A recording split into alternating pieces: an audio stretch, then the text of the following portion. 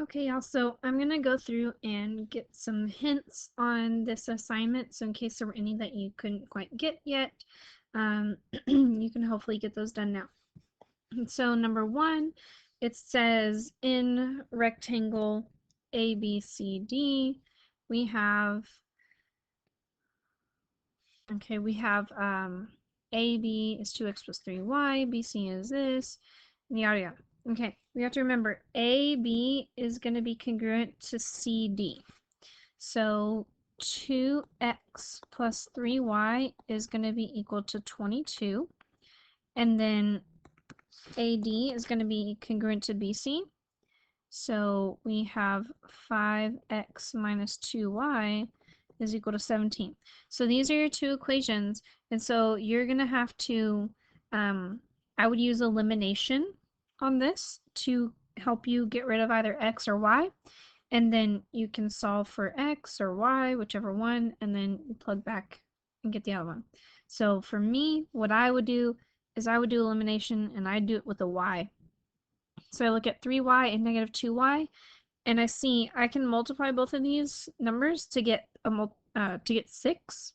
So like here, and multiply 3y and multiply the whole thing by 2. And then down here, the negative 2y, well, I'd multiply it by 3. So then I'll get a 6y for the top one, and I'll get a negative 6y for the bottom. And when I add the two equations, those will end up canceling. And so I'll just have x.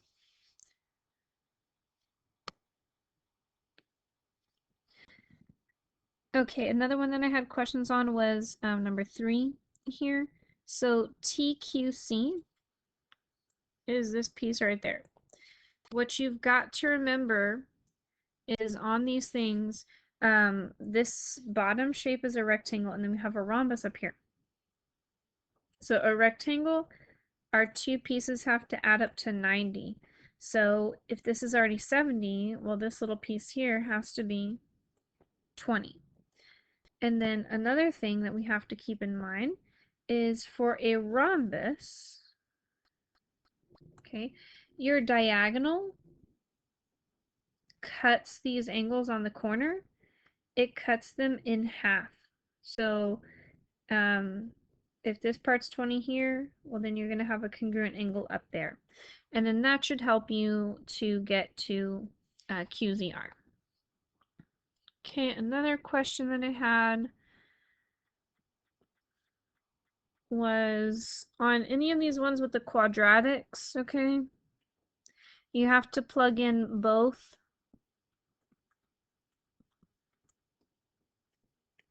x values so you can see which one gives you a positive answer when you plug it in. If it gives you a negative or a 0, then you can't use that x value. Okay, the next ones that I had questions on was 12 here. Okay, it says it's a rhombus. So right away, if it's a rhombus, I know that these four sides are equal. And then the other key here, so hint, they give you the perimeter. You need to find just one side. Okay, and then they tell you BD is 16. But remember, y'all, on a rhombus, your diagonals are bisected. So this part here is 8. And that part there is 8. And additionally, all four of these little triangles, they are right triangles. So you're going to have a right triangle here where you're going to figure out the hypotenuse because this side is your hypotenuse. You're going to figure out that out from your perimeter, and then you're going to have to use Pythagorean theorem to figure out that missing side.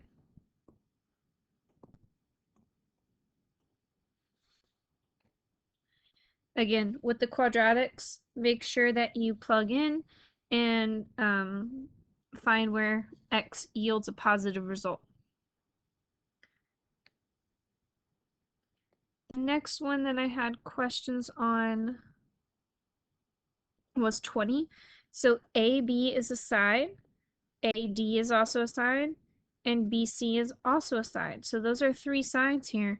And since it's a square, we know that all of our sides are equal. So what you should do is take AB and AD, and you set them both equal to BC. So you have 5x plus 2y is equal to 11, and also 3x minus y is equal to 11. And for this system, hint, I would do elimination. I'm sorry, not elimination. I would do substitution. I'm sorry. I would do substitution, and you can kind of see this equation here will be easier to solve for one variable. Another one that I had questions on earlier today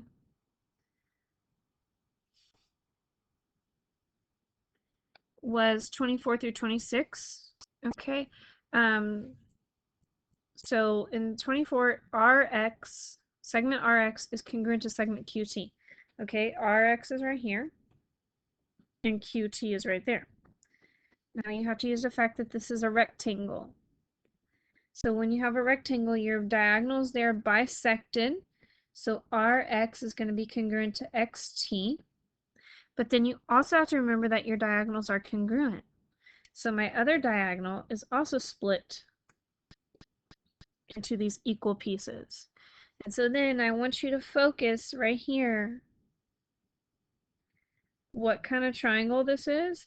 And based on that triangle, it's going to tell you what angles these corners are. And from there, you can use the fact that you have a 90-degree angle on the corner to help you figure out this angle, which will then help you figure out that one there. And additionally, now 25 and 26. So I want y'all to understand, like, whatever happens in problem 24 is not applying to 25, is not applying to 26, okay? So now it says if the measure of angle RQS, so I'm going to write in red, RQS, they say it's 30. Well, think about it. This is a 90-degree angle in the corner, that's a 30, so this is a 60. So you have a 30, 60, 90 triangle. And then now we look at angle QST. Well, QST is right here. So you have your triangle. Down here is 45. This one is 90. So then what does this one have to be? Automatically 45. So yes, I know it does. It looks like a rectangle, right? It does not look like a 45, 45, 90, but you have to go with the fact that it is based on the angles that they give you. And then another one that I got, number 27 is similar to number 20. Again, these are all sides. So they give you sides, and you just have to take the expression with the variables in it and set it equal to that constant one.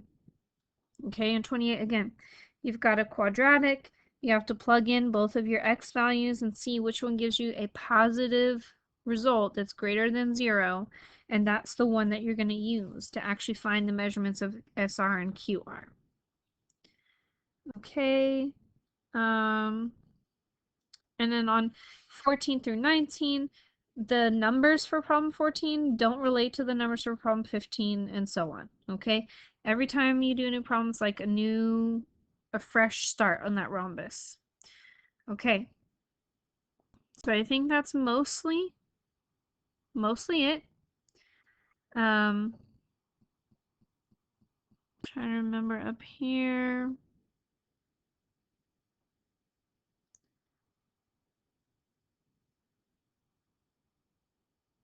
I